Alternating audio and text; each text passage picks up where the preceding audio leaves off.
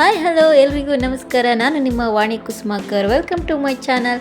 ಎಲ್ಲರೂ ಹೇಗಿದ್ದೀರಾ? ಸೂಪರ್ ಆಗಿದ್ದೀರಾ ಅಂತ ಅಂದ್ಕೊತೀನಿ. ನಾನು ಕೂಡ ಸೂಪರ್ ಆಗಿದ್ದೀನಿ. ಬನ್ನಿ ಇವತ್ತಿನ ರೆಸಿಪಿ ಏನು ಅಂತ ಹೇಳಿ ನೋಡೋಣ. ನಾನ್ ವೆಜ್ ಪ್ರಿಯರಿಗಾಗಿ ಒಂದು ಈವ್ನಿಂಗ್ ಸ್ನ್ಯಾಕ್ಸ್ ರೆಸಿಪಿಯನ್ನು ತೊಗೊಂಡು ಬಂದಿದ್ದೀನಿ. ಅದೇ ಎಗ್ ಮಸಾಲ ಬೋಂಡ. ಎಗ್ ಮಸಾಲ ಬೋಂಡ ಹೇಗೆ ಮಾಡೋದು ಅಂತ ಹೇಳಿ ನೋಡೋಣ ಬನ್ನಿ. ನಾನಿಲ್ಲಿ 8 ಎಗ್ಗನ್ನು ಬಾಯ್ಲ್ ಮಾಡೋಕ್ಕೆ ಇಟ್ಟಿದ್ದೀನಿ. ಇದು ಬಾಯ್ಲ್ ಆಗೋವರೆಗೆ ನಾವು ಒಂದು ಮಸಾಲ ರೆಡಿ ಮಾಡ್ಕೊಳ್ಳೋಣ. ನಾನು ಫ್ಯಾನಲ್ಲಿ ಬಿಸಿಗಿಟ್ಟು ಅದಕ್ಕೆ ಎಣ್ಣೆ ಹಾಕಿ 2 ಚಿಕ್ಕದಾಗಿ ಹೆಚ್ಚಿರುವಂತಹ ಈರುಳ್ಳಿಯನ್ನು ಹಾಕ್ತಾಯಿದ್ದೀನಿ.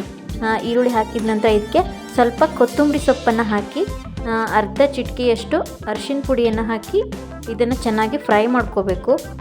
ಜಾಸ್ತಿ ಫ್ರೈ ಮಾಡೋದು ಬೇಡ, ಸ್ವಲ್ಪ ಫ್ರೈ ಆದರೆ ಸಾಕು. ನಂತರದಲ್ಲಿ ಇದಕ್ಕೆ ಎಗ್ ಮಸಾಲ ಪೌಡರನ್ನು 1 ಸ್ಪೂನಷ್ಟು, ಆನಂತರ ಧನಿಯಾ 1 ಸ್ಪೂನಷ್ಟು ಖಾರದ ಪುಡಿ, ಆನಂತರ ಸ್ವಲ್ಪ ಉಪ್ಪು, ರುಚಿಗೆ ತಕ್ಕಷ್ಟು ಉಪ್ಪನ್ನು ಹಾಕಿದ್ದೀನಿ. ಗರಂ ಮಸಾಲನ ಅರ್ಧ ಸ್ಪೂನಷ್ಟು ಹಾಕಿ ಇದನ್ನು ರೆಡಿ ಮಾಡಿ ಇಟ್ಕೊಳ್ಳೋಣ. ಆನಂತರದಲ್ಲಿ ನಾನಿಲ್ಲಿ 1.5 ಕಪ್ಪಷ್ಟು ಕಡಲೆ ಹಿಟ್ಟಿಗೆ 1 ಸ್ಪೂನ್ ಜೀರಿಗೆ, 1 ಸ್ಪೂನ್ ಖಾರದ ಪುಡಿ, ಸ್ವಲ್ಪ ಇಂಗು, ಆನಂತರ ಅಡುಗೆ ಸೋಡಾ, ರುಚಿಗೆ ತಕ್ಕಷ್ಟು ಉಪ್ಪು ಮತ್ತು 2 ಸ್ಪೂನಷ್ಟು ಅಕ್ಕಿ ಹಿಟ್ಟನ್ನು ಹಾಕ್ತಾಯಿದ್ದೀನಿ. ಅಕ್ಕಿ ಹಿಟ್ಟು ಹಾಕೋದ್ರಿಂದ ಬೋಂಡ ಕ್ರಿಸ್ಪಿಯಾಗಿ ಬರುತ್ತೆ. ಹಾಗಾಗಿ ಇದೆಲ್ಲವನ್ನು ಹಾಕಿ ಚೆನ್ನಾಗಿ ಒಂದು ಸಾರಿ ಮಿಕ್ಸ್ ಮಾಡ್ಕೋಬೇಕು.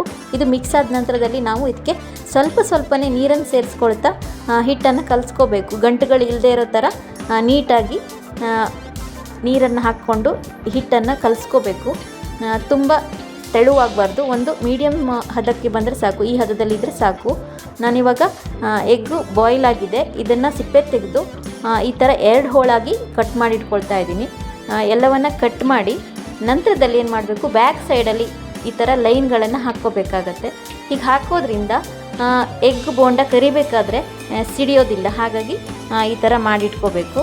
ನಂತರದಲ್ಲಿ ನಾವು ಮಾಡ್ಕೊಂಡಿರೋ ಮಸಾಲ ಏನಿದೆ ಅದನ್ನು ಎಗ್ಗಳಿಗೆ ಈ ಥರ ಹಚ್ಕೋಬೇಕು.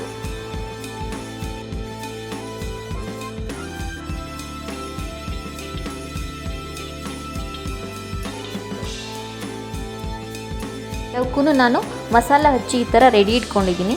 ಇವಾಗ ಎಣ್ಣೆ ಬಿಸಿಗೆ ಇಟ್ಕೊಂಡು ಆನಂತರದಲ್ಲಿ ನಾವು ಮಾಡ್ಕೊಂಡಿರೋ ಕಡಲೆ ಹಿಟ್ಟೇನಿದೆ ಅದಕ್ಕೆ ಎಗ್ಗಳನ್ನು ಒಂದೊಂದಾಗಿ ಹಾಕಿ ಡಿಪ್ ಮಾಡಿ ಎಣ್ಣೆಯಲ್ಲಿ ಹಾಕ್ಕೋಬೇಕು.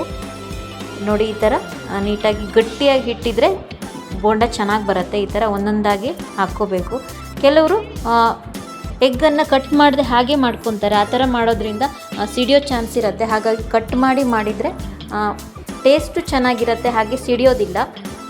ಇವಾಗೆಲ್ಲ ಇದನ್ನ ಮಗಚ್ ಹಾಕಿ 2 ಸೈಡಲ್ಲಿ ಚೆನ್ನಾಗಿ ಬೇಯಿಸ್ಕೊಂಡ್ರೆ ಎಗ್ ಬೋಂಡ ರೆಡಿ ಆಗುತ್ತೆ.